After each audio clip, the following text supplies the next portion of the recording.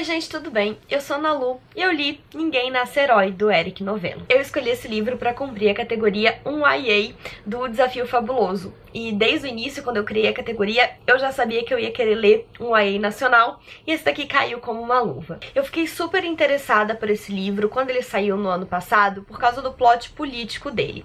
Aqui a gente tem um Brasil que tá passando por um governo teocrático, com um presidente extremamente ditatorial e tirânico, que é chamado de O Escolhido. E, enfim, ele censurou toda a imprensa e produtos culturais e obras de arte. E não preciso nem dizer que a liberdade individual também foi completamente cerceada e que os direitos das minorias foram por água abaixo, porque a corda sempre arrebenta primeiro do lado mais fraco. A gente tem um Brasil que infelizmente é possível, e então essa é uma daquelas distopias que dói no coração, porque a gente sabe que não é tão difícil que elas sejam verdade. E exatamente por isso eu acho que esse livro ele é muito importante e ele foi muito pontual, porque ele saiu no ano passado, a gente tá aí em vias de uma eleição, tem um candidato ou outro, não vou citar nomes, que se assemelham um pouco a essa ideia do escolhido pelas ideias e pelo discurso, e a gente tem que se armar e ter muita consciência do que a gente está fazendo para que a gente não acabe num Brasil como esse. Eu separei aqui um trecho do livro para ler, que é o seguinte: o presidente da Câmara dos Deputados tem os cabelos grisalhos, quase brancos, óculos retangulares de aros invisíveis e um olhar constante de ódio. Apesar de ser considerado pela Interpol um agente da máfia italiana da América Latina, ele é citado na reportagem como um exemplo de dignidade no combate à corrupção. A gente está num momento político no país muito complicado, a gente já tá cansado de tudo que tá acontecendo e a gente coloca meio que todos os problemas nas costas da corrupção, quando não é só isso. Ninguém aqui tá defendendo a corrupção, até porque eu realmente acredito que a gente é um país muito rico e que se ele estivesse sendo governado de uma forma justa, a gente seria um país muito, muito bom de verdade. Então não tem como passar a mão, passar pano pra corrupção, mas a gente sabe também que não é só isso, né? E muita gente se recusa a enxergar e colocar alguém que promete, né, ser totalmente contra a corrupção e a favor da dignidade e que fica se embasando em cima desse discurso é muito preocupante, porque não é só isso que é importante. E, enfim, pessoas têm tido chance de subir ao poder com base em discursos como esse, mas que são pessoas que não são muito legais, né? E enfim, eu já me perdi, eu não queria falar tanto de política aqui, mas acabei falando. Enfim, esse é o plot central do livro e foi por isso que ele chamou a minha atenção. Aqui a gente tem o protagonista que narra a história em primeira pessoa, que é o Chuvisco, e seu grupo de amigos, e eles são um grupo de resistência ao governo. E quando a gente começa ali a história, o governo acabou de soltar um pacto de convivência que, enfim, né, diminuiria a violência e daria de volta às pessoas o direito à liberdade de expressão e à sua própria individualidade.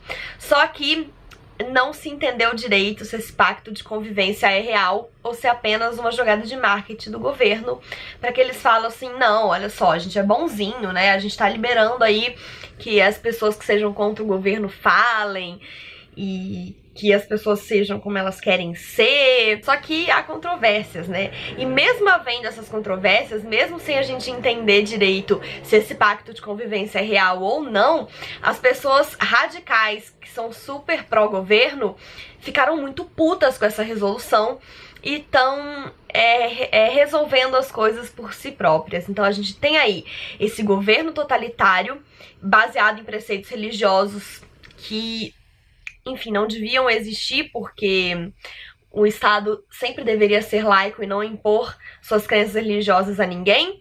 E a gente tem as pessoas a favor do governo que estão agindo por conta própria e sendo violentos por conta própria, formando uma patrulha da moral e dos bons costumes, mesmo que o governo tenha desistido de fazer isso com o pacto de convivência, teoricamente. E essas pessoas então fundaram a Guarda Branca e elas andam pela cidade patrulhando e batendo e matando pessoas que são contra o que elas acreditam. E o nosso protagonista, né, relativamente no começo do livro, vai dar de cara com essa Guarda Branca espancando um homem trans. E ele vai se meter no meio pra defender esse homem trans, e ele vai acabar muito machucado também. Ele vai passar uns dias no hospital, mas além de muito machucado, ele vai acabar se tornando uma pessoa não grata e uma pessoa que vai ser perseguida pela guarda branca. Então ele tem que se proteger, e ele e seus amigos vão fazer de tudo pra se proteger e continuar agindo na resistência, mesmo que de uma maneira mais discreta. Esse é basicamente o plot do livro. Eu achei que ele é melhor enquanto ideia do que enquanto execução. Pelo menos pra mim, assim. Eu achei que toda a construção dele foi muito frágil.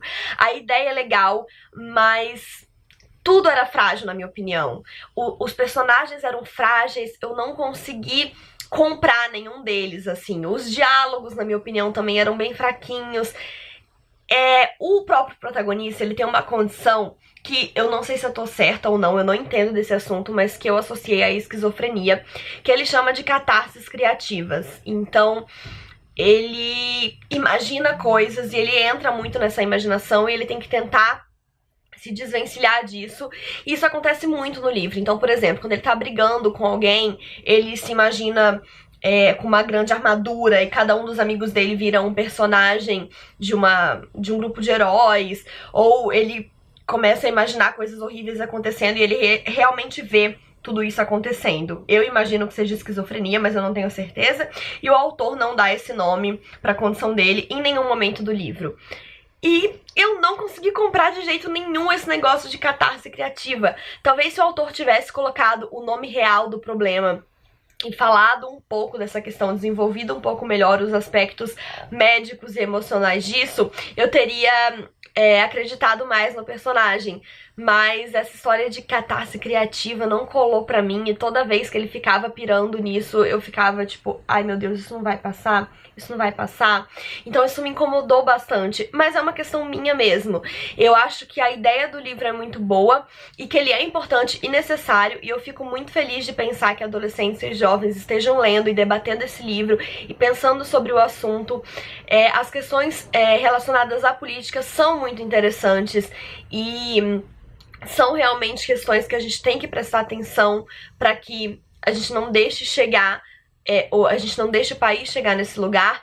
Mas enquanto uma peça de literatura, eu achei o livro bem fraquinho e eu esperava mais. Mas, como eu falei, né, talvez seja uma questão minha mesmo e não um mérito ou desmérito do autor, porque eu sei que tem muita gente que gosta desse livro. E se você já leu esse livro e você tem uma opinião diferente da minha, ou até uma opinião parecida com a minha, comentem aqui embaixo pra gente conversar um pouco sobre o assunto, porque a troca de ideias é a melhor parte disso tudo. Espero que vocês tenham gostado desse vídeo. Não esqueçam de se inscrever no canal se ainda não forem inscritos e darem o joinha se curtiram. Um beijo e até a próxima. Tchau!